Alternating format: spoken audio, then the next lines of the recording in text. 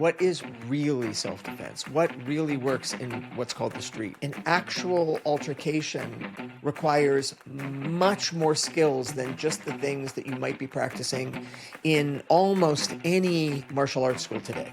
So if you're inspired to be able to be a good fighter, to protect yourself and defend yourself, and very importantly, to protect your family, then I think what we're going to talk about today is going to be very interesting to you. Welcome to the Ageless Warrior Lab. I'm BJJ Black Belt and Dirty Dozen member Dave Meyer, here to draw wisdom from Brazilian Jiu-Jitsu and the martial arts and explore how it applies to success in business, relationships, your long-term health, and making the most out of your life. I'm recording this special intro for this episode because this is our 30th episode from Ageless Warrior Lab. I hope the show has been valuable to you. Now, there have been three types of episodes we've done so far. Interviews with someone talking about martial arts and how that's impacted their life. BJJ bonus interviews where we lean into topics of interest to people who are specifically interested in Brazilian Jiu-Jitsu. And the third kind of episode are my life lessons. Lessons and principles I've drawn from the martial arts that have been useful for me in my friendships, in my business, in my nonprofit work, and that I hope will be useful for you. And this episode today is a life lesson, but it's not drawing any beautiful principles from the martial arts that you can use in your life. This episode today is very specifically about how to train to win a fight in the street, a real fight. And this is very close to my heart. My core interest in martial arts has always and remains how to fight to protect myself and how to protect my family. And so I've thought about this stuff over decades and decades, and I've taught a lot on it. And I've been wanting for a long time to record this episode just to share with you some of these thoughts. So I'm going to go through all of the variables for a real fight that might mean the way you're training, if you are training, might not be fully preparing you. And I'll share with you ideas of ways you can modify your training to fix that. Please note that this is twice as long as a normal life lesson episode, and I'm so sorry about that. But I have a lot to say on this, and believe me when I say I did not say everything. I hope you find this episode interesting and eye-opening, and I will read and respond to any comments you make on the YouTube video, so sit back and enjoy. What we're going to talk about today is self-defense, what really works in what's called the street, and we'll talk about that. Now, in the larger sense, eating healthy and avoiding disease and avoiding being hit by a car, all that is absolute self-defense. And in fact, most of those things that don't involve a physical altercation on the street are the real things that you need to be concerned about with self-defense. That's what's going to kill most people. It's diet, it's heart attack, it's cancer, or it is some accident. When you look at all of the people in the world and how they're going to die, very few of them are going to be because of some sort of physical altercation or violent interaction that occurs to them on the street in their life. So I think it's good to maintain that very global approach. But what I want to talk about to you today is specifically, okay, but what if you are attacked in real life? Someone has come to you specifically with the purpose of doing you harm. How can you deal with that? And that's, of course, what most martial arts are saying that they are dealing with, right? But it has been my experience that many of them are not dealing with it or not dealing with it in the way that the people who practice that art believe. And so I want to open up your thinking on what actual self-defense means. This would be valuable to you if you're not a martial artist, but definitely should be of interest to you if you are a martial artist. So if you're inspired to be able to be a good fighter, to protect yourself and defend yourself, and very importantly, to protect and defend other people who might be around you, your family, then I think what we're going to talk about today is going to be very interesting to you. Now, a lot of physical confrontations can absolutely be avoided. If you're a guy, you can just not get into arguments with people and not hang around in bars late at night or wherever the places that you think altercations happen. And that certainly has worked with me for most of my life. And for women as well, avoiding dangerous situations, not walking alone down dark streets, things like that. Being smart and looking in the backseat of your car before you get in to see if there's someone in there waiting for you that maybe broke in that's hiding. There's all kinds of good habits to just stay out of physical confrontation. And a lot of that also has to do with just trusting your instincts and just being smart about it. Also, how you comport yourself, especially important if you're a woman, to not appear like a victim. That's clearly a very important thing because most people who are going to attack someone or get into a problem with someone, if they're going to initiate it, they certainly don't want to lose. So they're going to look for just an easier victim. So don't be that easier victim.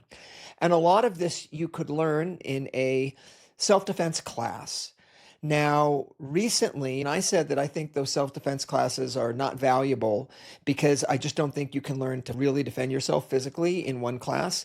And while I believe that's true, Coach Krissa Jartar, who is, of course, a woman, which makes her an authority in this, pointed out that while it may be true that in one class a woman is not going to learn physical techniques that she can really depend on, that she's going to remember under pressure, but it could be a way that develops an interest in the woman to take a self-defense series of classes, which is what I think there should be, or maybe even get into martial arts training. So I'm officially retracting what I have said several times, which I don't think there's hardly any value in a individual self-defense class.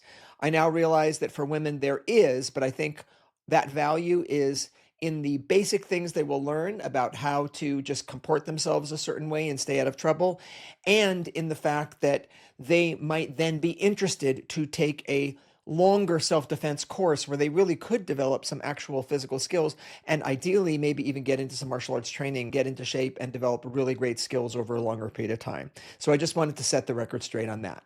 Now, if you are training in the martial arts, being in deep stances can be useful because that gives you good stability. Throwing punches or kicks against the air could be useful if you actually hit somebody with one of those. That absolutely can hurt. Breaking boards, if you apply that pressure to someone's face, that's absolutely going to hurt. But an actual altercation requires much more skills than just the things that you might be practicing in almost any martial arts school today. Although that's on a scale. If you're at a martial arts school that is practicing something very traditional and very formalized, perhaps that has moved quite far away from what would happen in a real fight. Or if you're at a school that's doing full contact kickboxing or grappling or MMA, you are a lot closer to what might occur in a fight. But still, you're going to see, I think there's a lot that people are not paying attention to. So I will at some point, I'm sure, get onto a mat and share my idea on physical techniques and training and weapons and things like that that I think are applicable to an actual what we call a street fight. But since we're just doing this talking, what I want to do is open up your thinking and widen your view as to what a street fight might actually be and how you might want to train or otherwise be prepared for it should it ever happen to you. So first, let's talk about what do we mean by a fight on the street? What is this thing called the street? For me, there's 6 variables to be aware of that can affect how an altercation can unfold. So the first is the physical environment, which would mean the kind of ground you're on, or if you're in a building, cars, things like that, and we'll talk about that. The second is, are there weapons involved that either the attacker has or that you have? The third is, how many people are we dealing with? Are there multiple attackers, and how many people are you trying to protect? The fourth is, are there bystanders? What is surrounding you in terms of the people who might be looking in on this? The fifth is, what kind of clothing are you wearing? And that becomes important. And the sixth is, what physical state are you in when this happens? And I'll explain all of these. So let's talk about the physical environment, why this matters. Are you on concrete or are you on asphalt? Both pretty hard, although concrete is even harder than asphalt. This matters a lot in terms of your traction to move if you're a puncher kicker. If you're a grappler, you don't want to be crashing your knee into the ground if it's concrete. As you do some sort of a takedown, you will break your kneecap. I've seen it happen. You certainly don't want to be posting on your head, putting your head on the ground. So there are these things that we're practicing on the mats because the mats are soft and habits that we're doing that will not serve us well if we are on concrete, even if we're the better grappler. Is it slippery? Is it a rocky terrain? Is it uneven terrain? Are you on sand? Sand makes it very hard to get traction to throw strikes or anything like that. Sand is its own weird environment. Are you on grass at a park? All of this can affect the kind of fight that happens and what kind of moves you're going to be able to execute and what you need to be careful of. Then there's what kind of a structure are you in? Are you in a building? Are you inside of a constrained room? Is there furniture around that is constraining your ability to move? Are there chairs? Are there desks? Is there a window to be worried about? Are you on a 10th story window? Do you have to be concerned that you don't get tossed out the window or you could toss somebody else out the window? Are you in a hallway? Are you on an airplane where you're dealing with someone who's unruly and you're highly confined in the aisle that goes down the airplane? Are you in the car? Did someone reach into the car? Are you restrained that way? Did someone jump into your car? Is that where the altercation is happening? Are you in your home? That's an important one. Do you control this environment? Are you familiar with this environment? Is there light? Is there dark? Is the other person shining a light in your face with a flashlight and you can't see them, but they can see you?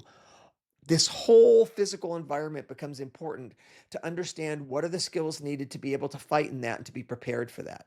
Now, the second variable, weapons. Obviously, is the person who's attacking you carrying a weapon? Is it a knife? Is it a gun? Is it a stick? Can you even see it? Are you aware that they're carrying a weapon? Is it possible that they could be concealing a weapon that's going to suddenly come out once an altercation starts and it's too late for you to do anything about it?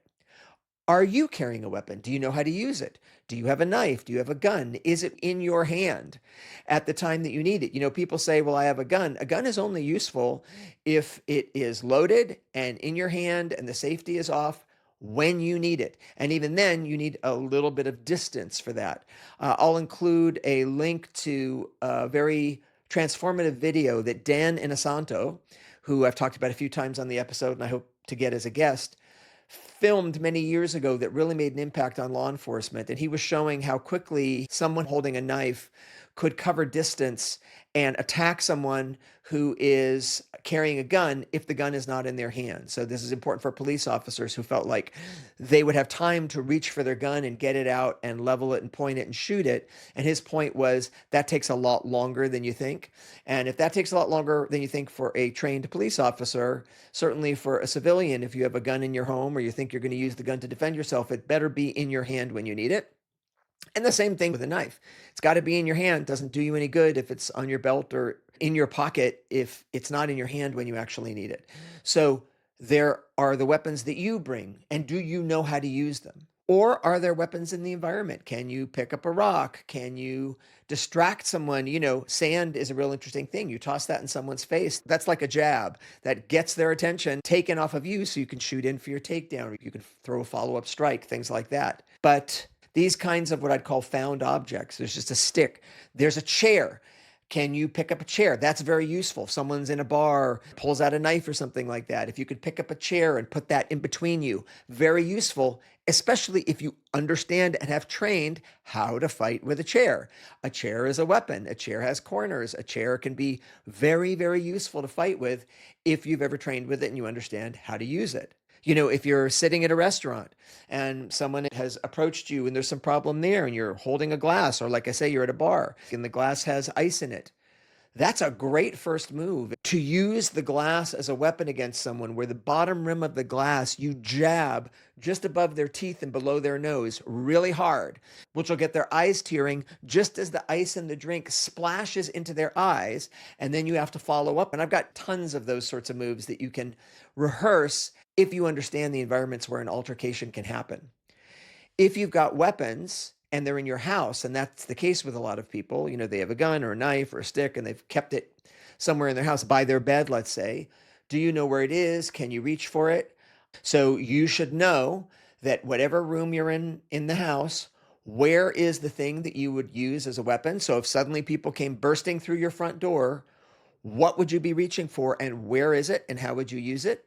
Once you spend enough time understanding what can be a weapon, you really start to laugh when you go through TSA on an airplane and they're pulling away your scissors or your nail clipper or something like that. There are so many things you carry onto an airplane besides your fists that could be used as a weapon.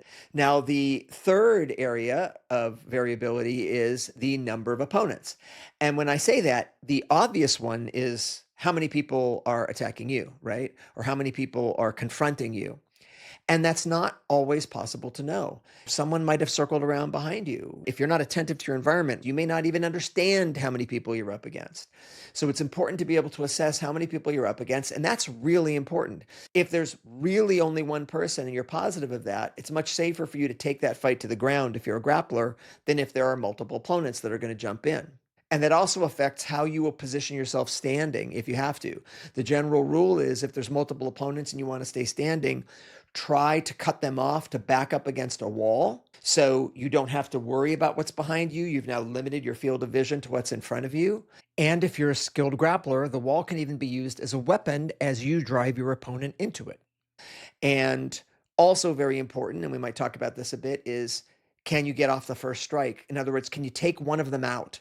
Can you knock one of them out or just take them out for 30 seconds? So now suddenly you've changed the odds from 2-1 against you to 1-1. That's very, very important if you're talking about multiple opponents. You've got to remove one of them immediately. And there's also science around which is the person you want to take out immediately. If there are multiple people, if one of them is doing the talking, is that the person you have to be concerned with? Generally speaking, I think the rule of thumb is that talker is not usually the best fighter. So if there's someone standing silently and there's someone who's mouthing off, you might be more concerned about the person who's standing silently than the person who's mouthing off. But if you can shut up the person who's mouthing off really quickly, that can have a chilling effect on the other people in their crowd as well. And then, of course, who are you with? So maybe there's one attacker, but you're with your wife or you're with your children. These are people that you want to protect. So that's going to change how you adapt to a situation if you have to fight, if you can't talk your way out of it, if you're not convinced that if you fully engage with one person, that the people around you will be safe if you need to protect them. Now, the fourth area of variability is bystanders. So these would be people who are basically not involved at all. And this is important because it can change how you approach a fight.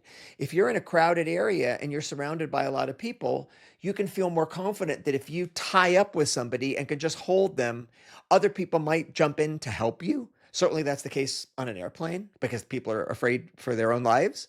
Or they might call 911 more quickly, that there will be a resolution and maybe some support coming to help you if you think there's other people around. If there's nobody else around and there's not going to be anybody there to call 911 if something goes wrong, you want to figure that in how you adapt into a situation. And of course, are you confident that the people are standing around are not the friends of the person who's confronting you? Are they going to jump in on their side, right? Are they friendly? Are they not friendly? Can you get a take of, are these people likely to step in and support you? The fifth area of variability is the clothes you're wearing.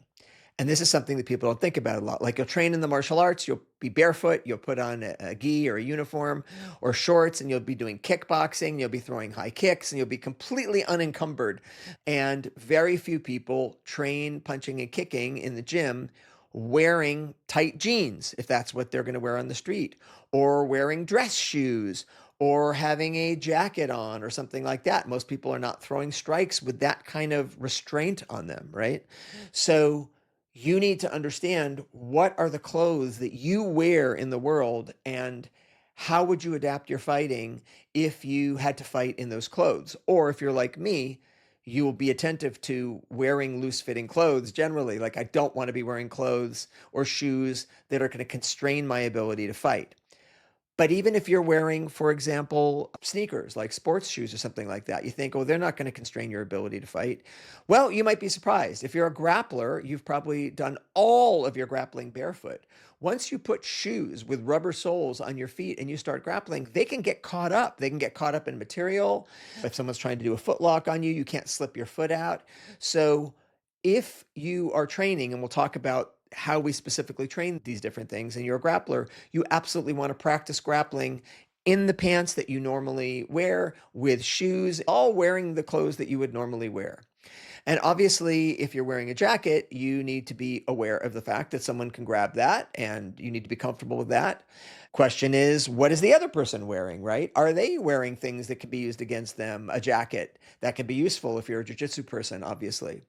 Are they wearing jewelry? Are you wearing jewelry? Are you a person who fights in the martial arts and you're a really good fighter and then you wear a chain around your neck when you go out at night? Can that chain be used against you? Can it be grabbed? What about your hair? Do you have long hair? Nobody is grabbing your hair in martial arts training, but people absolutely will grab your hair in a real fight. So, have you trained with that? Do you understand how to evade that or how to throw strikes when someone is grabbing your hair hard and yanking you around? Can you grapple like that?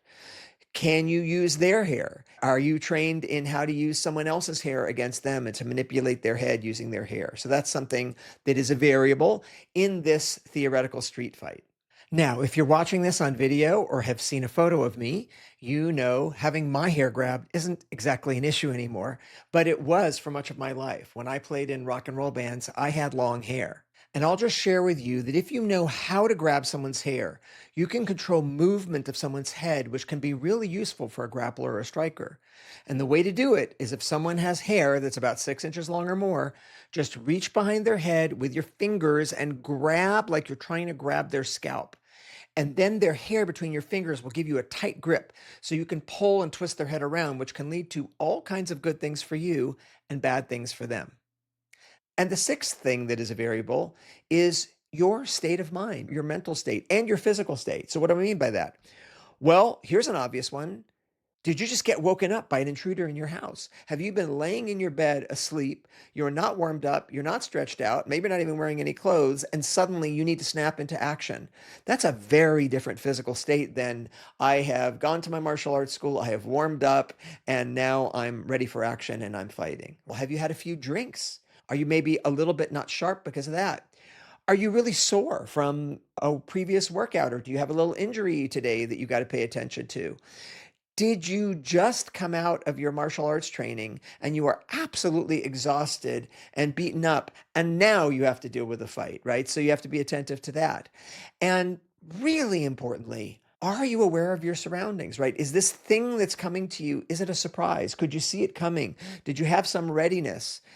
It's very important to train your awareness of what's around you, and we'll talk more about that in a couple of minutes.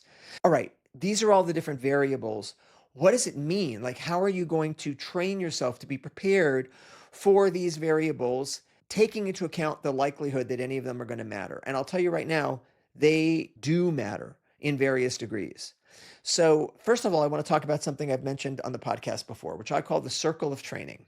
And what I mean by that is it's a rubric to understand how you approach training if your goal is to train for this real fight, this street fight, and because you don't know what that fight is going to be, because of all those variables I listed out, you want to have a breadth of experience, a breadth of technique, a breadth of things that you're good at that will be there for you if the fight moves into a direction where that's what's needed. And so the way you do that is you consider the real fight, this street fight, is the center of the circle, and you can't get into the center of that circle unless you're doing this real fight, and you can't practice that way because you will get injured and other people will get injured.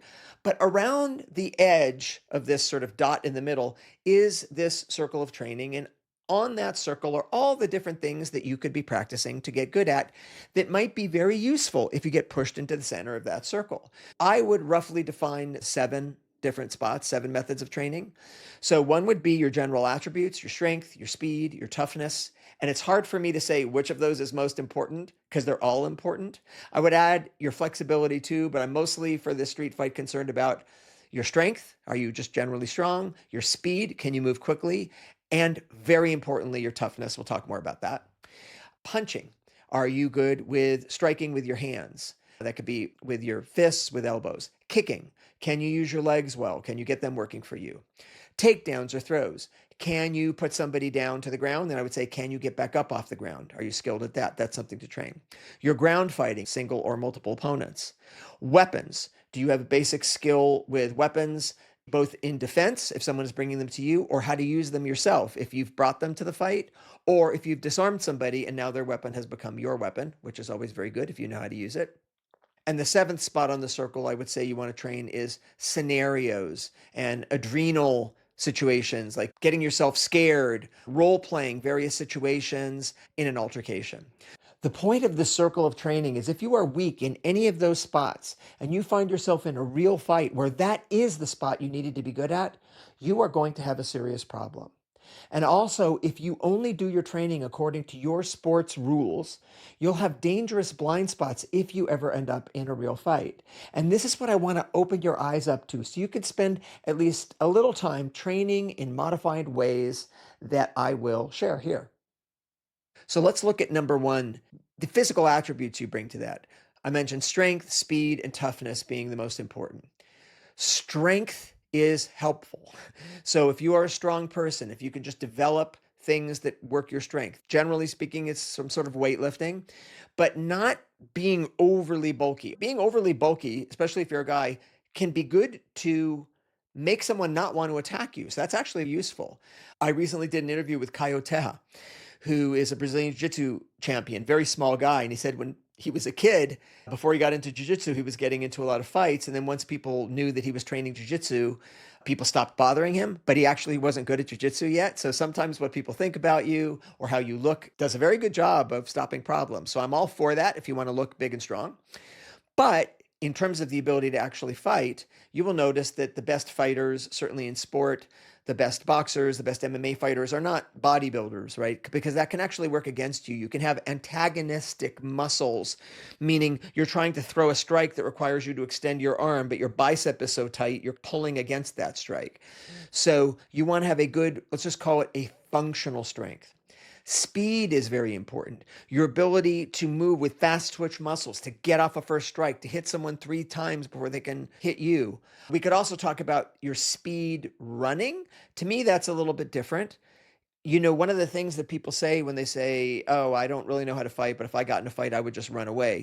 Now, that's possible if you see something coming before you get grabbed or really cornered. If you decide you just want to run away, that may be a perfectly good thing to do. Probably some attacker is not interested in running and chasing after someone. After all, as I've said, they want an easy victim. So there might be some truth to that. But I don't know, what kind of shoes are you wearing? Are you faster in a 30-yard sprint than the other person? Because that's what matters. I don't care if you run 6 miles every morning. No one's going to chase you for 6 miles. The question is those first 5, 10, 15 steps. If you think you're going to run away from someone, can you make more distance than they can make if they decided they want to run after you? And if you can, then good. But I'm talking more about fast twitch muscle speed, the ability to hit someone quick, to hit them again. If you are going to eye gouge them, to get your hand in there faster than they can do anything about it. And very importantly, toughness. I'm talking physical toughness now. So, toughness is something that can be trained. If you're training in sports, you certainly get it. If you're training in a contact sport, you need to be getting used to being hit, right? You don't want the first time you get hit in the face to be in a real situation like this. You want to be very used to that. You've been hit in the face many times with gloves or whatever. You've been pushed, you've been shoved, you've been in a headlock many, many times from grappling. So you're just developing a toughness. I'm going to do a whole episode on toughness because toughness can mean a lot of stuff. And I have a lot of thoughts about that, both physical toughness, like body toughness, and mental toughness. But right now, I'm talking about body toughness. I'm saying your ability to get hit in the face and shake it off and just come back. And one of the ways that you can do that, obviously, is to train things that are tough where you are getting hit. And even in grappling, if you're a grappler, we're not trying to hit each other in the face, but sometimes it happens, right? You bang heads together. And anytime in life when something happens that causes you immediate pain, I think it's good to train yourself to not react to that, like to not hit your head and say, ow, ow, and put your hand on it and say, man, that really hurt. Especially not when you're in the middle of a grappling match. You stub your toe. Don't suddenly grab your toe and jump around and say, ow, ow, ow. What you're training at that point is a complete loss of focus of your surroundings and a complete internal taking care of yourself thing, which makes sense if you've injured yourself, like do take care of yourself. But generally speaking, you haven't broken anything. You don't need your next move to be to call 911 or something like that. So if it's at all possible, when something hurts, when something suddenly comes at you, like I say, you hit your head against the wall or you slam something on your finger, just use that opportunity to take a deep breath and you're experiencing the pain, but just as if you were in a street altercation, you don't want to suddenly turn your attention away from the fighter and grab your hand and start complaining and saying, ow, ow, ow. You need to practice staying focused on the situation at hand. Another way to practice that, if you're doing a cold plunge, is to Just shut up and get in. Don't go through all kinds of gyrations. Just train yourself to deal with physical discomfort. When it happens, you will just accept it and it doesn't need to take your full attention. In fact, sometimes if I'm an idiot and I bumped my head into something, my immediate reaction, I feel the pain, will be to lift my fist like I'm going to hit the thing that I just walked into, like payback time. It's as if you're getting energized from it. You want to have your engine, as John Will talks about it in his books, Rogue Black Belt, which you should check out, talks about how he would view switching into a fighting mode like turning his engine on, that when something happens that hurts, train for it not to cause you to go internal and say, ow, and try to take care of yourself. Cause it to immediately cause you to turn the engine on and get aggressive and just look at that corner of the table that you hit your head on and just say, like, you do that one more time, I'm going to kick the shit out of you. I know that sounds weird, but I think that that's an important way to train toughness. Now, punching, the second thing that I said, your hands, and obviously it ties into your feet as well, but the ability to throw a punch. A lot of people who train even in striking arts, they don't realize that if you really throw a punch against someone without any padding on your hand and you hit them in the face, you can break your hand. It might be okay if you're adrenalized and you can push through it, but you really want to understand how to make fists, how to fight bare knuckle, and where to hit somebody if you're talking about a street fight. You don't want to hit them on the skull. You don't want to injure your hand. So, can you come at them at the jaw? Can you be striking for the neck? Answers yes. Where can you hit that will have the most impact on that person, but the least amount of chance for damage for you? That's important to train. You also want to train, of course, pad work. That's getting your timing, getting your angles. Now, this is less important for a street fight because it's not going to be like a sparring match, right? There's not going to be a lot of bob and weave or anything like that. It's going to be more about speed and getting a powerful strike in quickly. But bag work is important. So a heavy bag, that's where you can really develop your power, right? How can you develop to punch or using an elbow that really hits hard against a heavy bag? A lot of times people, because they're training for sport and kickboxing, unless they're training Muay Thai, they're not training elbows. It's just not part of their repertoire. But that should be your repertoire, to be able to throw and hit someone with your elbow. That's a very, very close quarter strike. To hit someone with your elbow, they need to be really much closer than you think, unless you're really trained at covering distance. They need to be just inches away. But hitting heavy bags with your elbows, understanding what's the angle to hit with your elbow, how to put your hand on someone's face, and then remove your hand and hit with the elbow. So it basically assures that your elbow is going to land where you want it to land and you're not going to fan on them and miss their head in an altercation. And you can practice that against a heavy bag. One of the problems when people are training against a heavy bag, meaning a punching bag that doesn't move a lot when you hit it, so you can really hit it hard and feel your power. One of the problems with that is it doesn't hit back. So I see this all the time. People in MMA gyms, they're working against a heavy bag and their hands are dropped lower because they're not having to protect their face. And then they bring their hands up higher when they're actually training in the ring or something like that. So you want to, when you're working with a heavy bag and striking, keep your hands up at all times. And a great way to do that is to get a friend to stand behind the bag holding boxing gloves. They don't even need to be wearing them. They're just holding the edge of them so it's extending several inches off their hands. And they're hugging the heavy bag as you're hitting it, and they're just waving them at your face and just keeping you honest. You don't have to do this all the time, just do it a little bit, but it'll keep you honest to keep your hands up. So when you're throwing this strike and developing your power, you're actually remembering what it might be like if someone was throwing a strike back at you. And then, of course, you need to be doing sparring, right? Boxing, sparring with a non-compliant opponent. Doesn't mean that they're going hard with you. You could be wearing headgear, but you just need to get used to taking some strikes and dishing it out. Lastly, I'll say headbutts. That is something that is almost universally not allowed in any sport. Using the corner of your head above one of your eyes to turn away and hit someone in a soft spot on their head, like on the bridge of their nose or maybe at their temple. But a headbutt can be very, very effective in a street fight. And it's a very close quarters strike. And it's actually better if you're a little bit of the shorter person. So a woman learning how to headbutt effectively could be super useful for self-defense. The problem for a lot of women is it's such a violent thing and they just are not comfortable crashing their head into someone else's head. And you practice that by headbutting a heavy bag. It's not going to hurt your head, and you develop strength in your neck, and you learn how to throw headbutts and how to use them effectively. The third spot on this circle is, of course, kicking, and that is combined with striking if you're doing good kickboxing. But I just want to call it apart separately because kicking can be something that could be more effective for a woman or a small person. For a small person in general, you might not be able to generate very much power with your fist. You certainly can with your elbow and definitely with a headbutt, but you still have enough weight to do damage with kicks. So having a good understanding of how to functionally kick for the street that would generally not be high kicks. I mean, it's nice if you can kick someone's head off, that's great, but you run risk of getting your foot caught, getting taken down. And as I say, generally people who do high kicks are not used to having some sort of constrained tight pants on. And frequently, if you throw a kicking leg really hard, it can pull your base leg out from under you and you could actually throw yourself onto the ground. I've seen that happen on street fights. So I would think you want to be training low kicks, like low tie kicks, kicks to the knees. Of course, everybody who does self-defense classes will say a knee to the groin. That's great. If you can do it, then you really want to practice knees, right?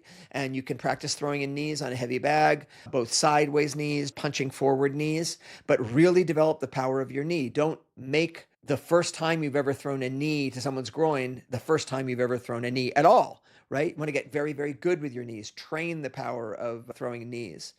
And I'm a big fan of what's called a lift kick. That's a Chinese kick where you are usually shuffling forward with the rear leg and then lifting your lead leg. You can have your toes pointed up, but generally you're pointing your foot and you're striking the groin, but hitting up from the bottom. I used to train that all the time, and you would need to train that on a half size bag that is several feet off the ground, more like a standard boxing punching bag. And then you can go ahead and kick from the bottom and rise up into it. And you can practice that again and again and again and get a really good, really smashingly fast, what's called a lift kick. In fact, it's one of the things that came out of my years of Kung Fu training, which had a lot of forms and more dance. But this is one of the very functional things that came from it that I keep until today. There was an instructor at the time, a guy named James Liu. He was an actor. He'd written some books. I hope he's still alive. A phenomenal athlete. And his kicks were outrageously powerful. And I remember he used to come into our Kung Fu school and we had a punching bag, but it was heavy. And he would move that thing around like it would be jumping, like it was a piece of popcorn jumping around on its chain when he would kick it. And then frequently he would do a lift kick. So he would raise his kick up from the bottom as if you'd be kicking someone up in the groin. And he would lift the whole thing up so high that the chain got slack at the top and the hook came off and the whole thing fell onto the ground. So he could actually kick that heavy bag into the air so it would unhook and fall. And that is a kick you do not want to receive in your groin. And that's the kind of lift kick that I tried to develop. And I can certainly make a bag jump. I can make it jump some inches, but I've never kicked it so hard that it actually goes all the way up and comes off of its hook. That was pretty cool. And again, with your kicks, you need to find a way to train them with pads, but you need to lighten up, but be able to train it against someone who's not compliant and learn how to time and position your kicks. Another important thing with kicks is if you're very skilled at low kicks, you can use that to manipulate someone's balance and set up takedowns. That's another thing that John Will is fantastic at. How to change his angle, come in at a low kick, maybe even so low that he's kicking at somebody's ankle. And when he kicks their ankle, that causes them to spread their stance and suddenly they're frozen for a minute, and that sets up the knockout cross, or that can set up the shoot into the takedown. And if you see a fight is about to happen, we'll talk more about this in a minute, and you decide you need to throw the first strike, that could be a great first strike. It sets the person off of balance and sets up the knockout strike, which is going to be the next thing to come. And people don't see that coming. The fourth area to train on the circle is your takedowns. You want to be good at takedowns and throws. And I would say that in a street altercation, it's best to stay on your feet because you don't know. There could be multiple opponents. You might not even be aware there are multiple opponents. So it's good to remain, if possible, on your feet. It's also easier to look around and be aware of what's around you. So it's good to know how to avoid being taken down or thrown unless you want to go to the ground on your own terms. And remember, you can throw someone or take them down without you ending up on the ground yourself. Putting someone on the ground can buy you the time to then exit the situation while they're confused and trying to get back up.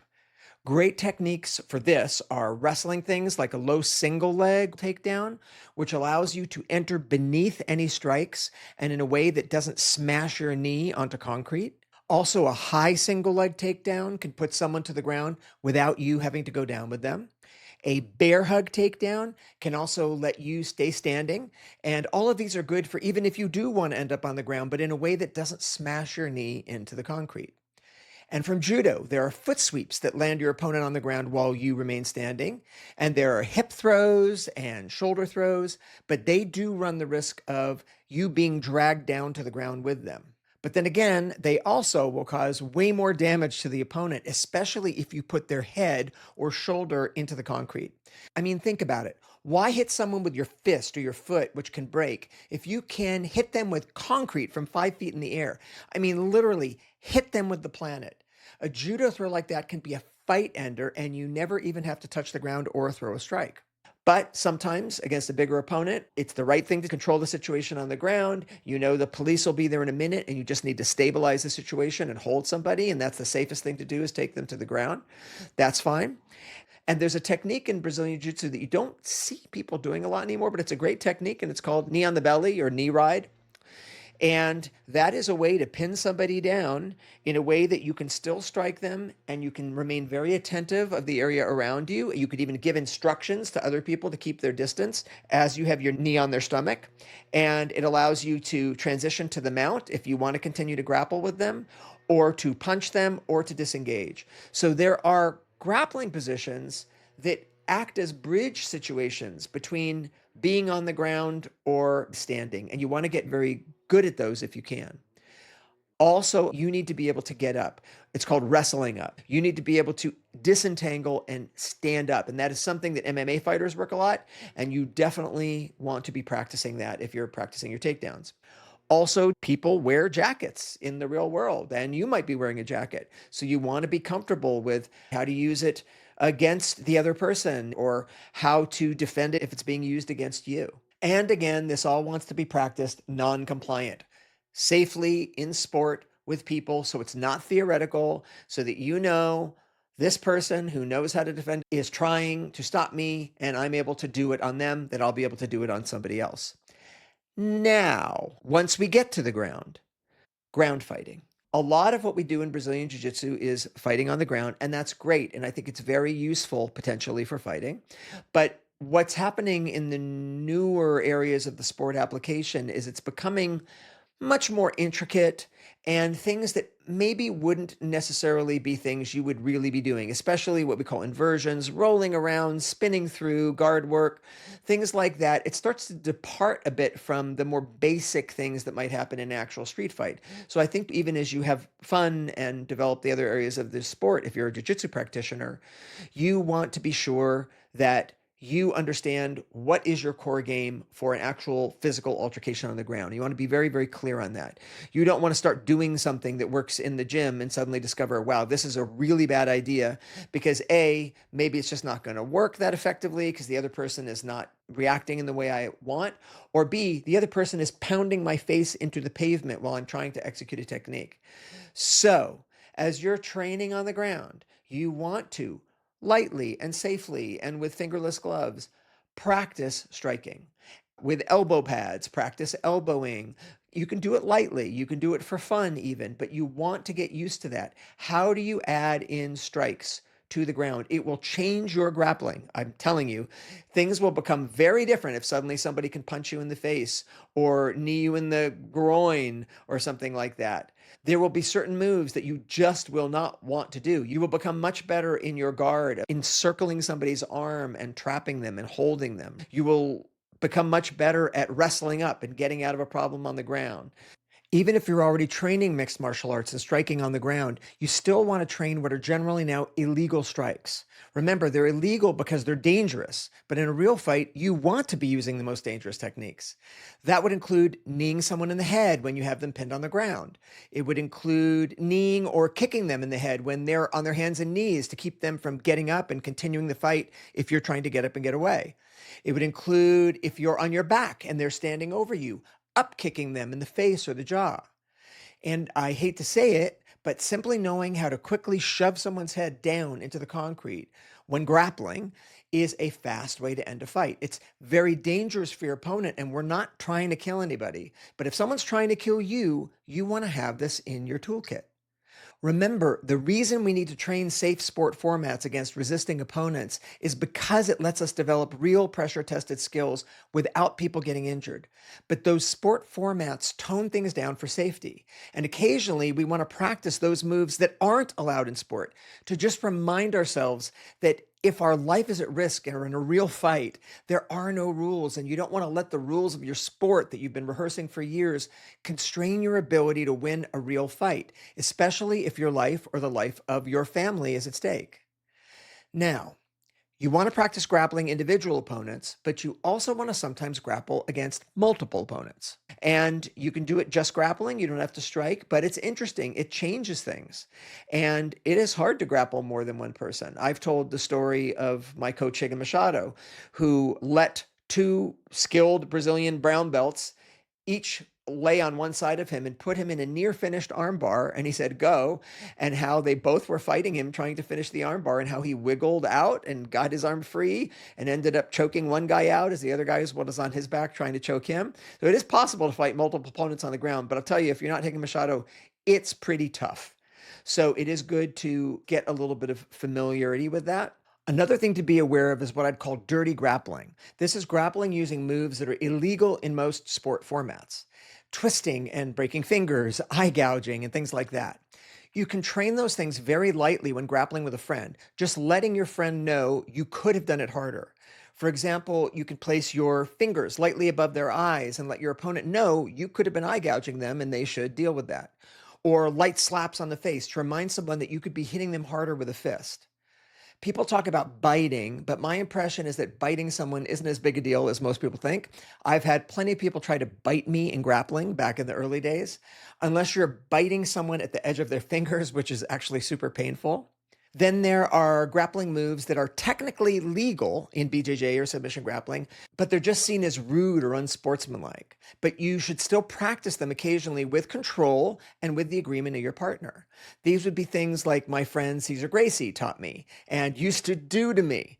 Things like being on top of someone on the ground and placing your knee onto someone's solar plexus or on their rib cage instead of on their stomach, which is how we normally do it in BJJ, but be careful not to injure your partner's ribs. Or it could be placing your knee right down on their face. Those kind of moves can be useful in a real fight, but you wouldn't do it in normal grappling in a BJJ class because people would start to hate you. Also, the surface. I mentioned when we're grappling, we're always training on something soft. And that gets you used to slamming your knee on the ground and posting your head on the ground and maybe even dropping on your elbow on the ground. But that doesn't cut it on concrete. You just can't do that. So, a good way to get some of those bad habits out of your system is to go to a gymnasium floor. That's wood. It's not at all as hard as concrete, but it is not a soft mat. And then very lightly do some grappling there. And once you do that, you will quickly learn, yeah, I don't think I want to post my head on the ground. I don't want to slam my knee on the ground or anything like that. Even if you're sitting on your chest on the mount, you might keep your legs pinched on the body and keep your knees elevated slightly off the ground, just to keep your knees from slamming down as the person tries to get you off. Remember, you want your grappling to work even on concrete. A wooden gymnasium or basketball court floor can give you a little taste of what a hard surface is like, but it is forgiving. See if you can find a similarly crazed friend to do some grappling on a basketball court with you. You'll quickly figure out how to modify your grappling to not hurt yourself on a hard floor. In fact, when I was a bit younger, I used to practice judo throws on a gymnasium floor with no mats. Me and my partners would be tossing each other, not as hard as we could, but hard enough. And we were practicing how to fall on a harder surface without getting injured. For those of you who train judo and do the traditional slapping on the mat with your hand as you land, extending your arm in that way was designed to help distribute the force when you hit the mat and also ensure you don't land on your elbow and jam your shoulder. But when you're being thrown on a hard surface, the way to land is with your legs tucked in tight and with your free arm pulled in close against your ribs to not smack your hand or elbow on what could be concrete in a real fight. It's landing in basically a fetal position. So if you think there's a chance someone might be throwing you to the ground in a real fight, it never hurts to get onto that wooden gymnasium floor and practice landing when there's no mat in that curled up position. You will quickly figure out what not to do. Also, of course, very importantly, train in street clothes. Just do that every once in a while. It's weird. You're not going to do an hour-long training session in it because, your jeans will get sweaty. But the first 10 minutes, Train lightly with jeans on. Get used to that. A big one that I mentioned is shoes on. That really weirdly changes. You can trip yourself up with shoes on. Be careful because your feet can get caught and it can tweak your knee.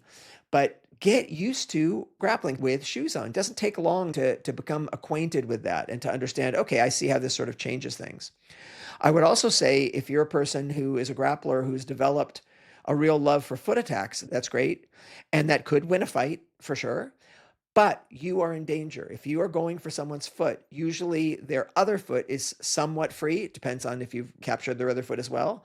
And that other foot is in perfect range for very, very powerful heel kicks to your face. As you're working with two hands, working on one person's foot, if they are pounding you in the face with the other heel, that can change the whole shape of what a foot attack looks like. So I would just be cautious. If you're really thinking you're going to use a foot attack in a grappling situation on the ground, you better be good at it. You better be fast, or you better know how to entangle the other person's leg too, so that they don't have that free to kick you in the face. Now, number 6, weapons. This is a whole world in and of itself. Let's just say when you're defending against someone who is using a weapon, it is much harder than you think. A child wielding a knife could kill you. They can certainly cut you. A sharp knife is incredibly dangerous. It is nothing like the wooden knives that is used in a lot of martial arts training sessions. I mean, it's okay to do that if you want, but just know that is nothing like what a real knife is like. So let's just talk about knives for a second, okay? If someone is wielding a knife against you, I'm not going to sit here and try to tell you how to fight with a knife. There are certain things that you can do to help yourself, like pick up a chair, get a chair between you and the knife wielding person if you at all can. That can be very helpful. And there's other things you can do as well. But just in terms of the training to open your eyes to this, I would say that you want to practice knife sparring. So get rubber knives. You can get those very easily. It's hard to knife spar with a wooden knife. You can, but you can break somebody's fingers if you're flicking that knife around or poking them in the eye. So be creative. You could put on some sort of a fencing screen on the eye if you want to protect your eyes, but a rubber knife is good. And just work on sparring, cut at each other. What I used to do when I taught was I put a bit of cloth athletic tape on the blade of the rubber knife, and then I would take red chalk and draw it onto that athletic tape. And for a few minutes or a few moments while you were sparring, if you cut somebody with that knife, it would leave a red mark on their skin or on their shirt if you did with white t-shirts. If you're going to do this kind of game, you need to have tight t-shirts, like a rash guard that is white, because you don't want to get wrong information by a floppy t-shirt.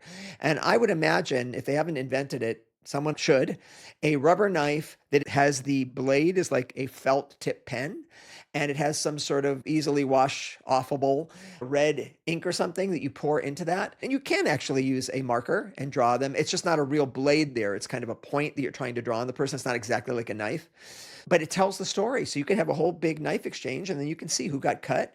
And are you getting cut on the insides of your arms? Very, very bad. On your neck? Very, very bad. Or is it the outsides of your arms or things like that, which maybe are not as bad? So there's ways that you can work knife fighting with both people with the knives, or only one person with the knife is fine. But it just departs a lot from what you see in most martial arts school. They completely overcommitted stab or overcommitted psycho stab down with the knife. I mean, some people might do that, and it's good to have ways to deal with that, but mostly people are going to be wildly swinging a knife, and you've got to understand how to deal with that. You know, your fingers can get sliced off. There's just all kinds of crazy things can happen with knife. And by the way, I have a variety of knives that I train with when I train knives. I mentioned the rubber one for sparring. Then I have metal knives that I've taken the blade off of. So if we are going to do static attacks, like I hold a knife to your neck, you can feel the cold steel. You can't spar with it because you'll break fingers and poke eyes out and stuff. But you get the feeling of holding a real knife. And then when I used to teach this, I would have a few of those same knives that had the blade on them. Dangerous. But the students knew they were there, and they could never be sure, is this partner I'm working with holding the sharp knife against me, or is it the dulled knife? Because you can't see, so they would always assume it's the sharp knife. And again, that's important. You want to train like it's real. Quick story, I might have told you this before. I was once at a seminar with Dan Inosanto, the person I mentioned, who had been Bruce Lee's training partner, a fantastic guru of Jeet Kune Do and many other martial arts. And he was teaching a fantastic seminar, really intricate knife stuff. And they passed out wooden knives, but I had my kit with me. So I pulled out one of my metal knives. We were doing slow stuff, but not with an actual blade on it, but it was a real knife, and it looked like a real knife. It was just dulled. And we all started practicing the trapping and the thing that we were working. And one of the assistant students came over and my partner was doing something wrong. So he stepped in the place of my partner and he told me to come at him with my knife. And so I did. It was slow moving, but he saw it wasn't one of the wooden knives they passed out. It was metal. And he jumped back. I mean, he panicked. He said, "Whoa, that's a real knife." And it was funny to me because, well, do you not know how to deal with a real knife? Isn't the whole point of the seminar that we are working and we are training things? And I understand that you might say, wait a second, that looks sharp. It's dangerous. Let's not use that. But the sudden way in which he reacted indicated to me that he felt very confident in disarming someone holding a piece of wood. But as soon as he saw something that looked like it might be an actual real knife, it changed his reaction. And to me, that indicated that he would not do well, even with all his training with wooden knives. If he came up against a real knife, he would have that reaction and not do well. That was a student, obviously not Diane Santo himself. So I think it's important that you find ways to mimic reality in ways that actually feel real. Again, you don't want your first experience of something to be the time that your life depends on it. Another thing you should spend a little time doing is grappling on the ground when one person is using a rubber knife. That knife can be in their hand from the start, or it can be introduced by the instructor, handing it to them at a random time in the middle of the grappling. That mimics someone pulling out a knife that you didn't know they had. You won't be adding in strikes, so really it's just a drill to practice grappling, even as you have the task of controlling someone's hand and keeping the knife away from you. It just gets you thinking about something other than the normal grappling that you do. And if the person with the knife is clever, even if you have control of that hand, they might pass the knife off to the other hand, so get used to that. If you really were in a grappling situation with someone with a knife, you'd of course be adding in strikes even as you control the weapon. In terms of training against a gun, with any distance, there's not going to be anything you can really do with a gun. So when we talk about training against a handgun, it's for some reason the person is very close to you. If the gun is close enough to grab, there are things that you can work out in training, and you can have, again, training implements for that too. You'd want to have a BB gun or a actually for sure disabled real gun so you can have the feeling of the weight of the gun in your hand. You might want to saw off the guard. So if you're learning to twist a gun out of somebody's hand, you're not breaking your partner's finger as you do that. Learning how to hold a gun, how to jam it, so if it does go off, that the shell remains in, so it only will have one shot that can come out of the gun. But again, you want to know how to use a gun. If you think you're going to defend against a gun, you should understand how a gun works. And what if you disarm the person with the gun? That doesn't want to be your first time ever holding a gun. Anybody, whether you're pro-gun or anti-gun, in our society, at least here in the West, where you might encounter someone with a gun, should, in my opinion, know how to use a gun and know how to use it in case it gets into your hand and know what it is you're actually dealing with. You could actually use a cap gun, a gun with blanks. You just want to be very, very careful that it's not a real weapon, that there's no possibility in your training that you could actually shoot somebody. Now we can talk about sticks. You probably don't walk around with a stick, but someone can be having a crowbar or swinging something at your head. It's good to be familiar with sticks. You can disarm that, then it's in your hand. It's good to know how to use it. There are various padded sticks. You can look online. You can see all kinds of systems, Filipino stick fighting systems, Eskrima, Arnes. There's the Dog Brothers. You want to look them up. We were good old friends from the early days with the Machado brothers in Los Angeles, and those guys would be swinging real sticks. They would have pads, gloves on their hands, head protection, and they would do full contact stick fighting. Dog Brothers, look it up. They call those fights a meeting of the pack. It's insane, but they get good at real stick fighting. So you can stop short of that. But again, you want to be training against a non-compliant partner and get good at things. It's also worth spending a little time grappling on the ground with one person using a stick. You'll keep the stick under control and don't allow strikes, but you'll see that a shorter stick can actually be used to choke someone out in a variety of ways. Although if you're a trained grappler, you might just toss the stick away and choke in the ways that you train every day. And now finally, the seventh point on the circle of training, scenarios and work on adrenal stress. I've mentioned you want to be aware of your surroundings. When we talk about a real altercation, it is so important for you to understand, are there sharp objects around me? Are there people around me? Is someone getting close to me? Are there multiple opponents? Just stop looking at your phone when you're walking down the street and be attentive. Be able to map out your environment. None of it, everything I've mentioned matters if someone comes from behind you and whacks you over the head and you're out. So be attentive to your environment, and you need to train yourself to actively notice your environment. Today, As soon as you're done listening to this, look around. See what you have not noticed about what weapons are in the space around you, about what corners and hard edges are in the space around you. Walk somewhere and notice how many people are around me. Who are these people? Could that person be concealing a weapon? I'm not telling you to make yourself crazy, but you should really do this a little bit. Also, rehearse situations in your head. Okay, you're sitting in a restaurant. What if that guy over there suddenly attacked me? Where would I move? How would I cut him off? What if someone walked in the front door with a gun? What would I do with my wife? How would I shove her under the table? Would I turn the table over to use it as a shield as we move slowly across the ground to get out the back door? Just having spent even a minute thinking about these things and getting used to training yourself to understand how you would react, even if you're just imagining it, is a very useful thing. Again, if it doesn't make you insane. But the important thing is to avoid being surprised if it's all possible. That will really, really help you out. Now, I've mentioned adrenal training. One of the things that we just don't get in martial arts classes, even when we're training hard in contact, is fear. And fear changes things. Adrenaline dump that comes when you suddenly are afraid for your life is you get tunnel vision. You stop being able to pay attention to what's going on in your periphery. You obviously get a surge of strength, but you also can get scared. You can shake. It can be hard to speak. It can be hard to breathe. So you're getting out of breath. So all these weird things happen when you suddenly get scared. And can you mimic that in a training environment? And the answer is you can to some extent. In the same way that you can have a not sharp, but a real metal knife that you use in some of your slow motion training, you can mimic that. And there are things that I've talked about, systems like model mugging. Some of them have come and gone, where they have a very padded instructor and they are yelling at you and screaming at you and cursing at you with profanities. And it does kind of give you adrenal dump, especially as people are looking at you and they're trying to train you to react. And they'll usually give you a certain basic set of things, of some things to say and kneeing the person in the groin or whatever, but they're just trying to train you to react. And it can be useful for men, but it could be especially useful for women. It gives you a little bit of the touch of that fear. And they also will do multiple opponents. And it's just good. It's adrenal training. I think everybody should do it. It is a huge missing piece in what people call their ability to fight on the street. Just for the YouTube version of this episode, I was able to find some footage of me doing one of these scenarios. And so I'm going to put it here. This one was a little bit different. It doesn't have the intense verbal abuse, so I wouldn't want to put that on the podcast.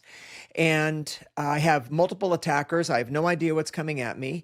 Now you'll see the attackers are very, very padded. And for average people, that's kind of all what's needed. But if you're a trained martial artist, just because the person who's attacking you has padding on doesn't mean that you can throw a leg kick at their knee or crank on an arm bar.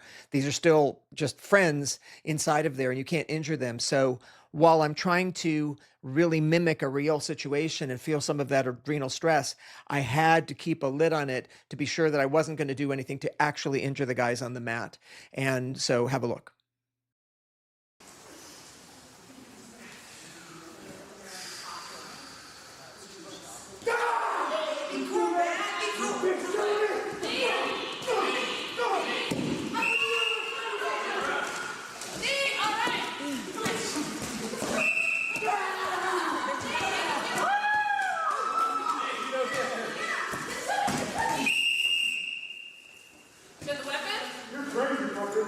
We started the students off with their eyes closed and we put them in all sorts of tough spots. They were to open their eyes, assess the situation, feign compliance for the element of surprise, and fight for all they're worth. So let's see this in slow motion. Okay, so here I come up and put David in a rear choke with a knife, a tough spot. He feigns compliance, then he goes, controls the weapon, hammers knees into my groin, and then right into the head. The knife goes flying out of my head. Second attacker, Mike Valentine, comes in. David controlled the weapon, then took him down. Then he regains control of the weapon, smacks him in the face, and now here I am, just on him real quick. He does a beautiful throw here, surprised the heck out of me, and then right away goes back to control the weapon on the other armed attacker. Perfect textbook job here. Controls the weapon, smacks the guy, and still controlling the weapon. Takes the weapon away. I come up, start woofing on him again. And this is not worth my time. The other thing I would mention, just before I let you go, because I just have so much to say on this, is this concept of the fence. I've talked about it with John Will on some of our interviews, if you want to listen to that. John first introduced it to me. He got the concept, the fence, from Jeff Thompson in England, who's written a book, Watch My Back. I'll link to that in the show notes. But the concept was basically, when you are talking to someone who might be aggressive or something, you need some way to understand, is this real? Is there danger here? Or is this just going to blow over? And the reason that you need to understand that is getting in the first strike or taking the first action is so important in a fight. It so increases your chance of winning. You don't want to start behind the ball on this. So you want to have a way to assess, wait, is this turning into a real fight? Do I need to take this seriously or not? You don't want to only discover that because you've allowed someone to take a swing at your head or something like that. So what the fence does is it gives you this concept of maintaining distance. So John mentioned this in our recent interview, John Will. I think it was distance, dialogue, distraction, destruction. That is what happens in a fight. So you have a distance shutdown. A person has now closed the distance and is close enough to harm you. Don't let that happen. Now there has been some sort of dialogue, and maybe that's how they did the shutdown. They talked to you, they got in closer. Then there's a distraction. The person might turn your attention somewhere else, and then there is destruction. The fight happens. So how do you turn that to your advantage? Well, first of all, you don't want to let the distance close down. You just don't want to let people get close enough to hit you on the street. And you do that with what's called a fence. And the physical fence would be you put your hands up, put your hands out, and just say, hey, keep a distance. And having your hands out provides a bit of a physical barrier, depending on how long your arm is, to at least not let someone get directly up into your face or grab your body, although they could make a grab at your hands. I think even better than that is a verbal fence, just saying, don't come closer to me. Or if you're a woman, saying, please keep your distance. I'm feeling concerned. So you set an instruction. It's a verbal fence. Certainly, if you've asked somebody to not come closer to you and then they come closer to you, they have now crossed your fence. You step back, you ask them again. You're giving them all the ability to not do the thing that is crossing your fence. If they keep crossing your fence, it's time for you to initiate action. You don't want to wait for them to initiate action. So there's been a distance closed down because they didn't respect your fence. There's some sort of dialogue going on, and you've got to be sure that that doesn't lead to a distraction on you. And if you've decided that they have crossed your fence enough times now that you're going to take an action, now that action might be you're going to run away, or that action might be you're going to take out your phone and call 911, or the action might be you're going to throw the first strike, or you're going to take the person off their feet. And the way to do that is now you engage them with dialogue. You ask a distracting question. John has used things like, don't I know your sister? Or it could really be anything. When you engage someone's brain, especially when you confuse their brain, it causes them to pause. It takes them off their task for a minute. So if you engage someone with an odd or even a nonsensical question, or don't I know your brother? Or wait, is your name Phil? Or something like that. Or you could just look right over their shoulder and say, officer, it's okay, put your gun away. That will cause somebody to get distracted and turn around and look over their shoulder, and that's your chance to knock them out. And that's when the destruction happens. So there's a lot more to be said on that. Maybe we'll do a whole video on it. But this concept of a fence to protect the distance, to learn how to assess, wait, is there a fight happening here before it's on? And then for you to take the initial action, to not wait until that person is proven that something terrible is about to happen, because then it could be too late. And for you to learn how to distract, and you bring the destruction on them. That's the concept of the fence. And a lot of people are scared to throw that first punch. I get it. It could be a very hard thing. It's called breaking the social contract. If they didn't hit you yet, how are you going to hit them? But I'm telling you, that's what this system is for. And if you've set up all these fences, especially if you're saying, I'm scared, and if that's being recorded, that's good. That'll help you defend yourself in court. You were threatened for your life. Getting off the first punch is important. I would rather be tried by 12 than carried by 6, if you understand what I'm talking about, to your grave. That's the rule. That's what it means to be a fighter. So I'm wrapping it up. I've talked for a really long time. I've got so much to say about this. I hope this has opened your eyes a bit to what it means when we talk about a fight on the street, and just how broad reaching that could be. And if you're going to think that you are physically trained to protect yourself or to protect your family, or for that matter, just to protect anyone else on the street, to be there as a helper to other people.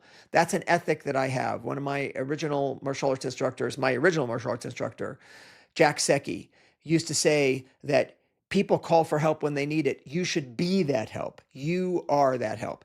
The fact that you are with someone means they are safer. Even if they're a stranger to you, you walk into a room, everyone in that room is safer because you're there. If that's your ethic, if you're one of us martial arts superheroes, or you just want to know how to defend yourself, or you want to be sure that you can defend against a child abduction or something for your kid, learn how to fight, but learn how to really fight. And listen to what I've said here. Find the right school, find the right way to train, and hopefully you will never need to deal with any of it. And it will all just be something fun and interesting you do to build confidence in your life. I'd love to hear your comments on this. What did I get right? What did I get wrong? If you're watching on YouTube, tell me what you're thinking. I will read it and I will respond. Please like and subscribe. Leave us a review on Apple or Spotify. I really appreciate it. I will be back next week with more lessons from the lab. Until then, keep developing your strengths, your wisdom. Go out and do good in the world.